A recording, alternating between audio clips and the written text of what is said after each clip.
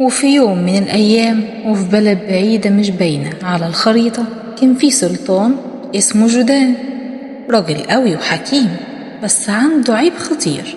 كان مغرور جدا وشايف إنه أذكى واحد في الدنيا وإن كل اللي حواليه جهلة. كان دايما بيقول أنا العقل والباقي أدوات. الناس كانت ساكتة خايفة على أرزاقها يا عيني، لحد لما حصلت حاجة غريبة قلبت الدنيا دي كلها. وفي يوم مشمس لقى السلطان غراب عجيب واقف على شباك قصره. الغراب كان لونه رمادي وعيونه فضية وعامل زي اللي عاش 1000 سنة. السلطان استغرب وقال له ايه اللي جاب الغراب ده هنا؟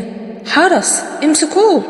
لكن الغراب بصله وقال بصوت عجيب اوعى تمسكني يا سلطان، انا مش غراب عادي، انا رسول الحكمة وجاي اقول لك سر، لو عرفته هتفضل ملك على العقول، ولو رفضته هتبقى اسير غرورك وتموت وحيد.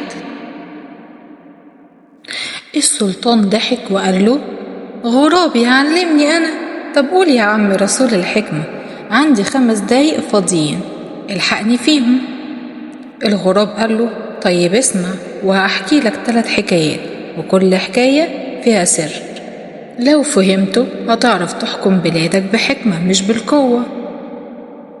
وادي حكايتي الأولى. كان في راعي بسيط عايش في الجبل مع غنمه، ومنهم كبش أبيض نادر بيحبه جدا. وفي يوم الكبش ده ضاع، والراعي فضل يدور عليه في المطر والتلج والليل. وبعد 3 أيام لقى الكبش واقع في حفرة مكسور بيموت. الناس قالوا له سيبه، ده كبش، هات غيره، ايه يعني؟ بس الراعي قال انا ما بدورش على الكبش عشان قيمته، انا بدور عليه عشان قلبي حبه، واللي ما يحافظش على حاجته مش هيعرف قيمة اي حاجة تانية. الغراب سأله ها يا سلطان فهمت؟ السلطان قال له يعني انت تقصد ان الحكم مش بالارقام انما بالقلوب؟ الغراب ابتسم وقال له قرب. وقال له جه ميعاد الحكاية التانية. في مدينة تانية كان في تاجر بيبيع مرايات. يوم ورا يوم الناس بقت تيجي تبص في المراية وتكره نفسها. طب كانت بتكره نفسها ليه؟ عشان المراية كانت بتضخم العيوب. واحد حكيم زار السوق وقال للتاجر انت بتبيع مرايات ولا بتبيع كوابيس؟ التاجر قال له انا بوريهم الحقيقة وبس. الحكيم رد لا، انت بتوريهم الحقيقة من زاويتك انت، واللي يشوف بعين واحدة عمره ما يفهم الصورة كلها. الغراب سأله تاني فهمت بقى يا سلطان؟ السلطان حك دماغه وقال يعني القاضي اللي بيحكم من زاوية واحدة ويظلم التاني. راح الغراب قال له اهو كده ابتدت تفهم، يلا هحكي لك الحكاية التالتة. الحكاية التالتة بدأت بملك عظيم بنى قصر فيه 1000 باب، كل يوم يفتح باب جديد ويلاقي كنز أو سر. بس كان في باب واحد مكتوب عليه لا تفتحه إلا آخر يوم في عمرك. الملك ما قدرش يستنى وفتح الباب بدري، لقى نفسه في غرفة فاضية فيها مراية مكتوب عليها اللي ما يعرف يصبر عمره ما هيشوف الكنز الحقيقي.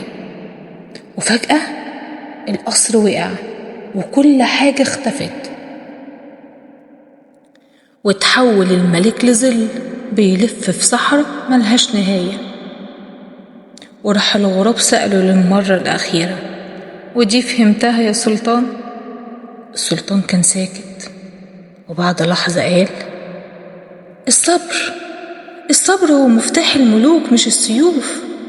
الغراب طار وقال بصوت بعيد دلوقتي بس بقيت سلطان بجد، واحترس لأنك لو نسيت يوم هتبتدي من أول وجديد.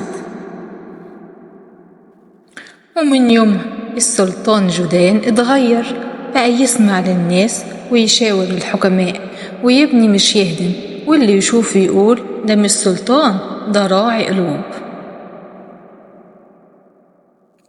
وبكده يا حلوين نفهم من حكاية قصتنا إن اللي عايز يحكم الناس لازم يفهمهم الأول، واللي عايز يعرف الحقيقة لازم يشوفها من كل الزوايا، واللي مستعجل على الكنز بينسى إن الصبر هو أغلى كنز. فهمتوا يا حلوين؟ أتمنى إنها تكون تعجبكم.